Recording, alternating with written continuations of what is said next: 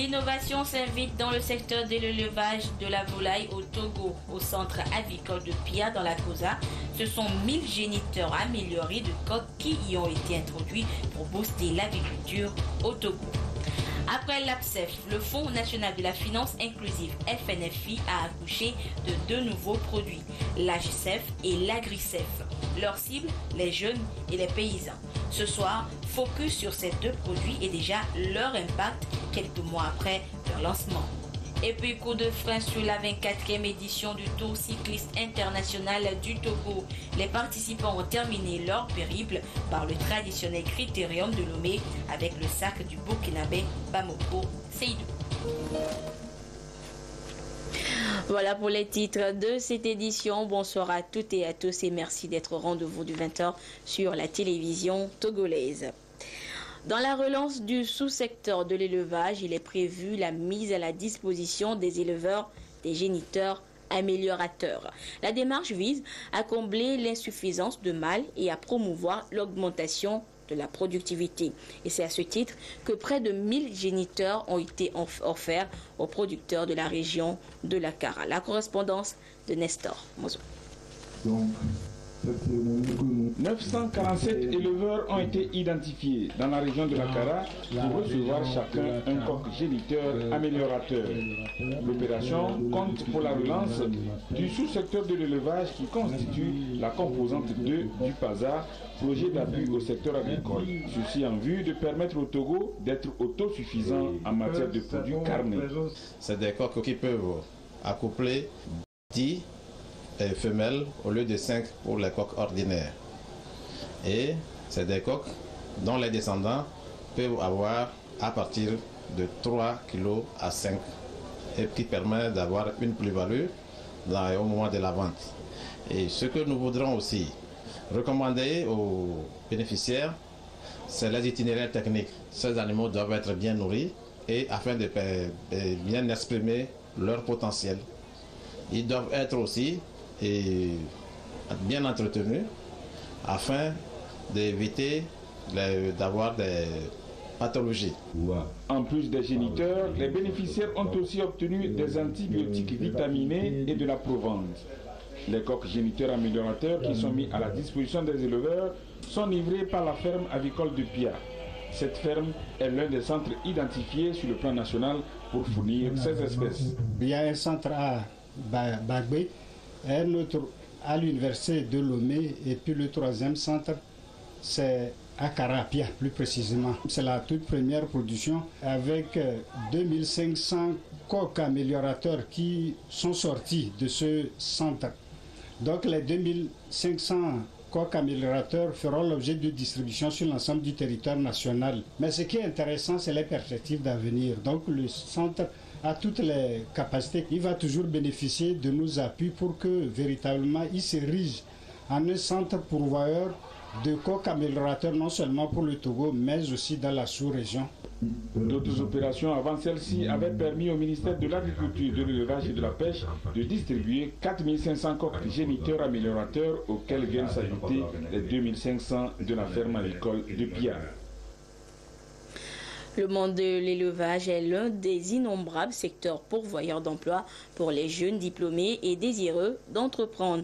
Et c'est conscient de cet atout que le gouvernement a mis en route l'AGCEF, un nouveau produit du Fonds national de la finance inclusive FNFI. À l'AGCEF s'ajoute l'AgriCEF qui cible 60 000 paysans en quête de financement pour mener à bien leurs projets agricoles. Quelques mois après le lancement des deux nouveaux bébés du FNFI, que retient-on? Clarisse Aticlé a mené sa petite enquête. Regardez.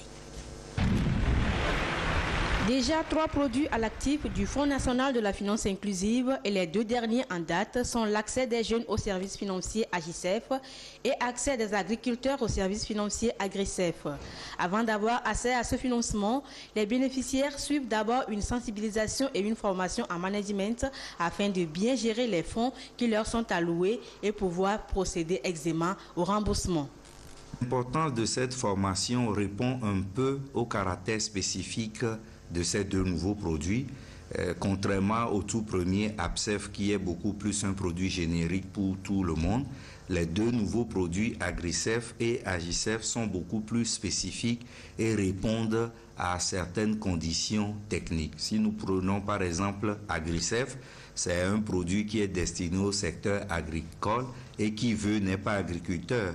Il y a quand même lieu de rappeler un certain nombre de préalables qui doivent être mis en œuvre pour assurer d'ailleurs la réussite de la production et à la fin de garantir un bon remboursement des crédits. Donc cette formation technique est d'autant plus importante parce qu'elle permet de situer les bénéficiaires potentiels dans le contexte technique des deux produits. Pour la région maritime, nous avons enregistré près de 2500 à 3000 personnes déjà formées et au niveau de la région des plateaux, nous avons à peu près de 6000 personnes déjà formées et qui sont prêtes pour prendre les crédits Agricef.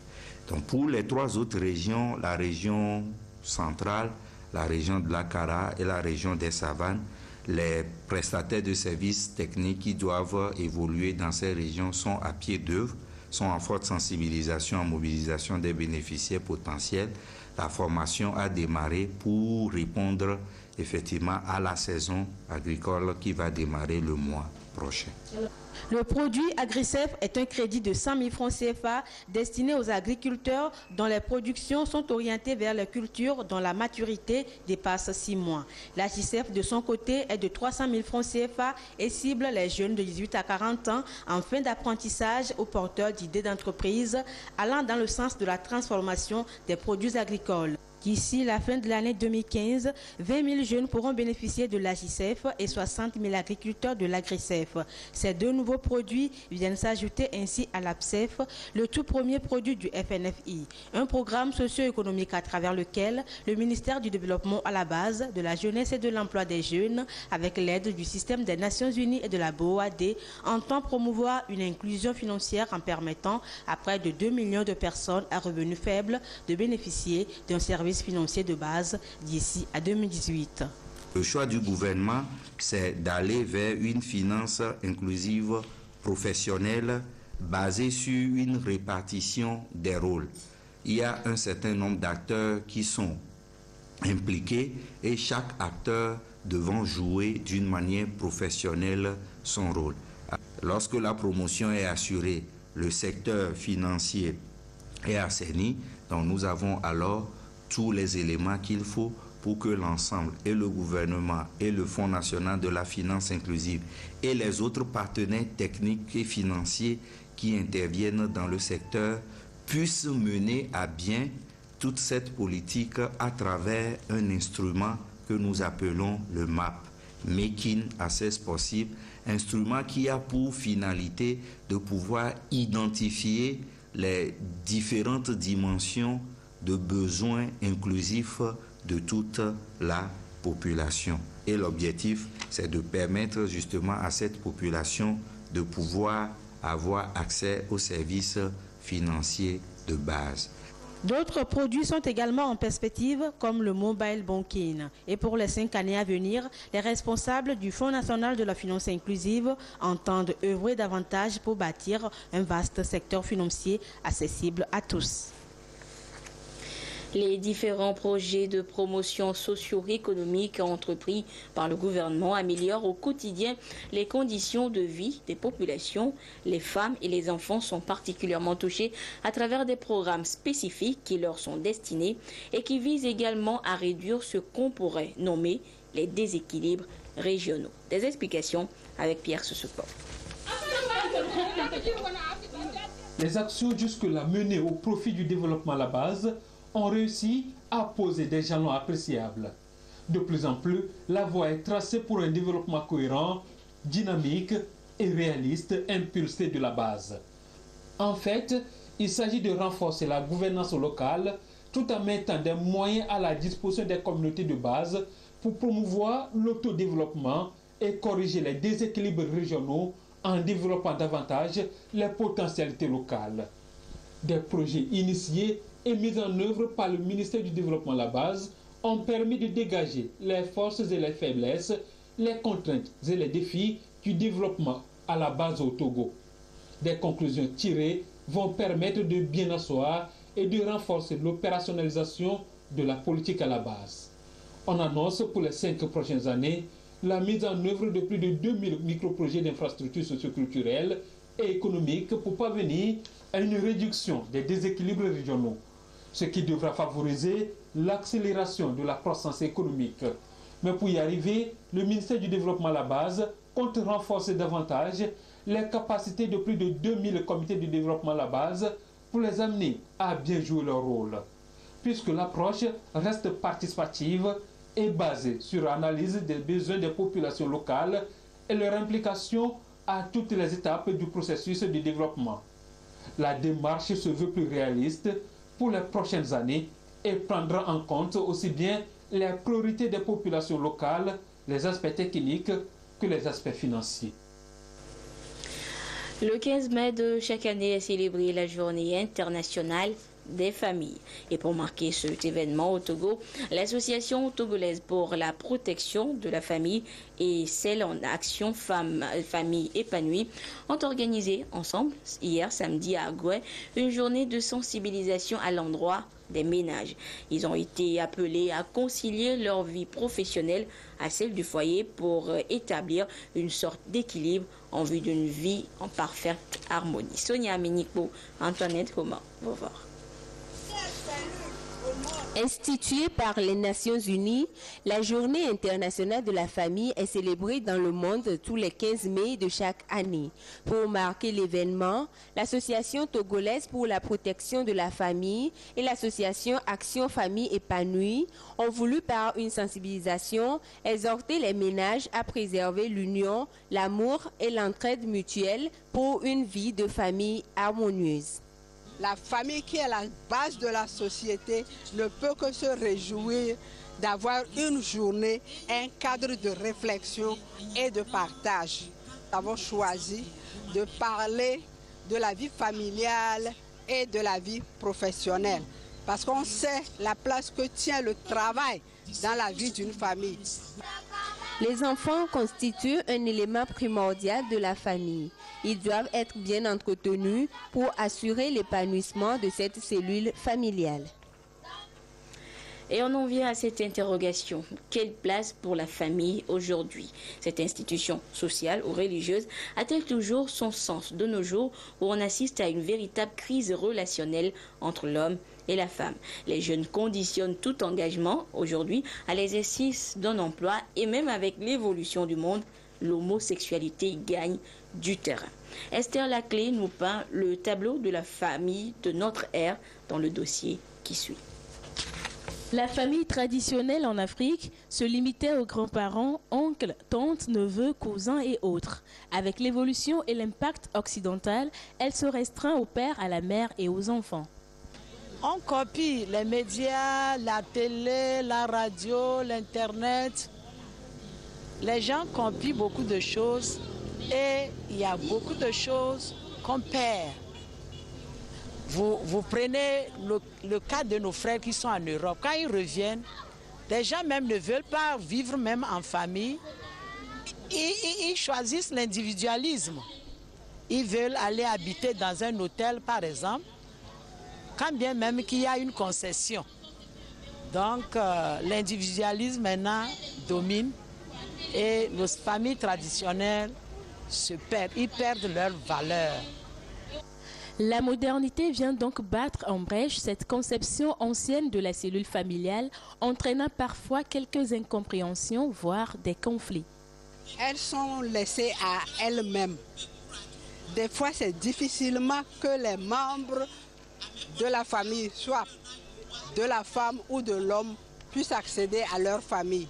Donc, quand ils ont des problèmes, c'est un peu comme les familles en Europe, elles ne savent plus exactement vers qui se tourner.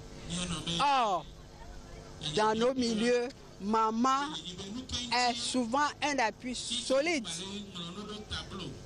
Donc si papa et maman ne peuvent pas venir dans la famille, s'il y a des problèmes, madame ne sait à qui se confier, monsieur ne sait à qui se confier. L'éducation des enfants aujourd'hui est rendue difficile de par les chocs culturels que nous vivons. Et si on n'a personne avec qui partager ses peines, vous voyez que le fardeau devient de plus en plus lourd. Les problèmes financiers occupent une grande place aussi. Certains vont jusqu'à mettre en commun leur budget. Et quand ils mettent le budget en commun, ce n'est pas souvent facile de le gérer en commun. Ça génère beaucoup de conflits. Institution légale ou religieuse, la famille pourtant symbole d'honneur, de responsabilité et de position sociale connaît aujourd'hui quelques écueils dus au manque d'éducation et à la dépravation des mœurs. C'est dans la famille qu'on nous inculquait beaucoup de valeurs. On insistait beaucoup sur les vertus. Comment il faut faire ceci, comment il faut faire cela. Même quand on ne vivait pas avec les vrais parents, on était avec des oncles, bien avec des tantes, des grands-mères. Et on prenait soin quand même de nous dire qu'il y avait la hiérarchie. Une famille où parfois il n'y a pas le papa, il y a toujours quelque chose qui manque parce que le papa, même sa présence seule, est une autorité, on sait qu'il est là. Mais aujourd'hui, peut-être c'est la maman seule qui est là. Et nous, les mamans, nous sommes assez sensibles aux enfants. Donc parfois, quand tu n'as pas une force de caractère, tu permets tout à l'enfant au point où lui faire des reproches même devient problème et l'enfant grandit avec certains défauts. Et arrivé à un certain moment, toi-même qui es la maman, tu ne peux plus supporter l'enfant et l'enfant devient un poids pour la famille d'abord et ensuite pour la société. Donc je crois que si nous refaisons la famille, on va aussi inclure les sujets tabous qui étaient en relation entre hommes et femmes dans les familles avant, il faudra qu'on les remette sur le tapis et que la maman puisse parler à cœur ouvert avec sa fille. Le papa puisse discuter à cœur ouvert avec son fils parce que c'est le papa qui est le modèle que le garçon va suivre et la maman aussi est modèle. Les jeunes, de leur côté, conditionnent tout engagement à l'exercice préalable d'un emploi. On note aussi une montée en puissance de l'homosexualité. Les divorces sont légion, mais cela n'empêche en rien la volonté d'un grand nombre de personnes de vivre l'union sacrée du mariage. Hors du Togo, le Tchad réaffirme son engagement à œuvrer pour la paix et la stabilité en Afrique. Le président Idriss Déby Itno, dont les troupes sont présentes au Nigeria ces derniers mois, appelle les pays à plus de mobilisation pour mener efficacement la lutte contre le terrorisme sur le continent africain. Le Tchad est qualifié par tous les spécialistes comme le verrou sécuritaire en Afrique. De son intervention au Mali à la lutte contre la secte islamiste Boko Haram, de son implication dans la crise en République centrafricaine aux répercussions de la crise en Libye, le Tchad a dû affronter plusieurs enjeux. Pilier de cette lutte, le président tchadien Idriss Déby Itno a toujours déploré le manque de coordination des forces engagées. Plus que jamais, il prône une concertation fructueuse entre les forces africaines et les partenaires internationaux, à l'instar de la France. Boko Haram est affaibli, mais n'est pas anéanti. Boko Haram existe sous une forme aujourd'hui de guérilla. Donc il reste encore un travail à faire. Le président Hollande vient de proposer une réunion encore des pays qui sont concernés pour voir qu'est-ce que nous pourrons faire ensemble. J'ai échangé avec le nouveau président qui va entrer en fonction dans quelques jours. Il m'a semblé être déterminé à combattre Boko Haram.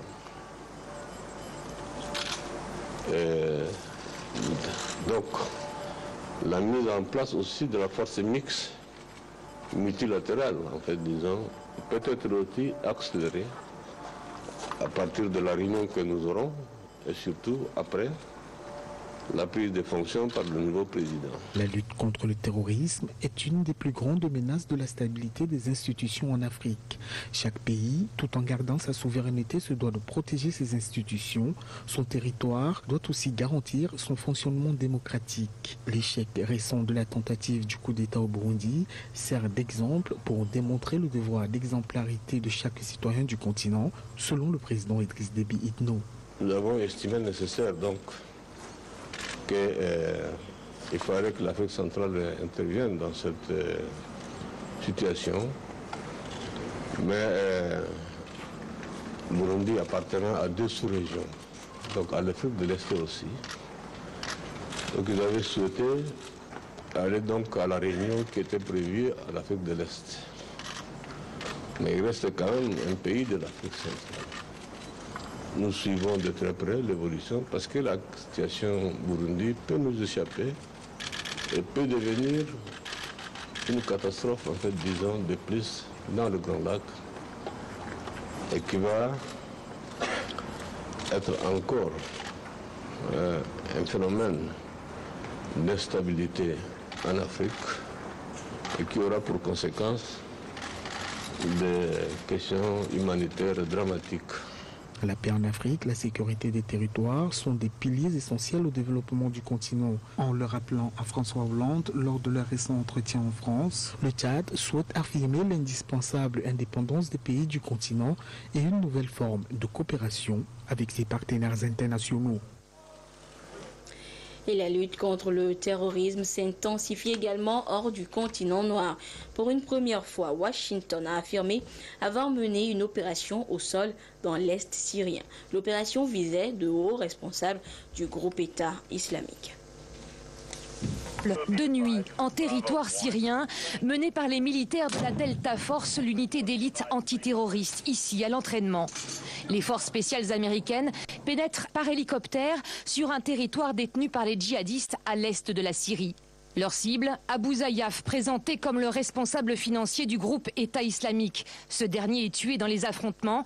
Sa femme, Zayyaf, est capturée. Elle est aujourd'hui interrogée dans une prison militaire américaine en Irak. Barack Obama en personne a donné son feu vert par téléphone à cette opération au sol.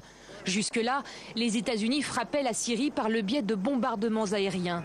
Une dizaine de djihadistes auraient été tués. Des ordinateurs et des documents sur l'organisation du groupe État islamique auraient été récupérés. Cette intervention était particulièrement cruciale. C'était un homme très important et sa disparition va avoir un effet sur l'organisation de Daesh. Abu Zayyaf était un proche d'Abu al-Baghdadi, chef autoproclamé du groupe État islamique. Les autorités américaines présentent Abu Zayyaf comme un personnage clé chargé des livraisons de pétrole et de gaz, revenus indispensables pour mener les actions terroristes.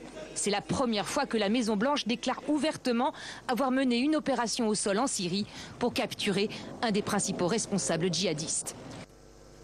Et toujours en Syrie, de violents affrontements étaient en cours cette soirée entre les membres du groupe État islamique et les hommes de Bachar al-Assad à Palmyre. Le site historique de cette ville est classé au patrimoine de l'humanité.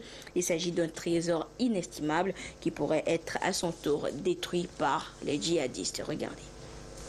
Ce trésor de l'Antiquité résistera-t-il aux attaques du groupe État islamique ?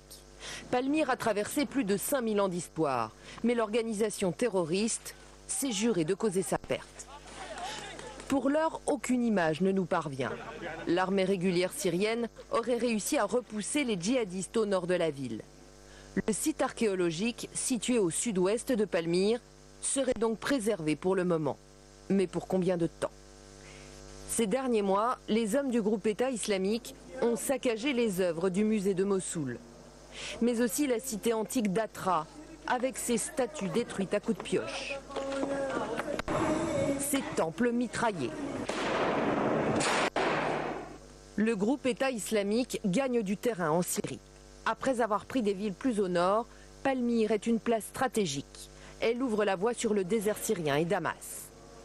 Une chute de Palmyre alimenterait à coup sûr la propagande du groupe État islamique, toujours avide de montrer au monde ses capacités de destruction. Retour au Togo avec l'Assemblée générale du Millennium Microfinance ce week-end à Lomé. L'institution et ses membres ont examiné le chemin parcouru ensemble, bilan satisfaisant avec des perspectives en vue. Rachel Aoukou. Épargne, garantie de crédit avec un taux défiant toute concurrence. Millennium Microfinance y attelle depuis 2009 et des milliers de clients adhèrent à cette institution pour son sérieux et sa crédibilité. Cette assemblée générale est l'occasion de renforcer le partenariat entre Millennium Microfinance et sa clientèle. Il s'est donc agi de présenter le bilan de l'exercice 2014 et recueillir les doléances des membres afin de mieux répondre à leurs attentes. Cette année est une année spéciale pour notre institution Parce que depuis que cette institution est créée, nous ne faisions que des résultats excédentaires. Et spécialement cette année, vous allez retrouver que les agrégats, tous ces agrégats ont monté.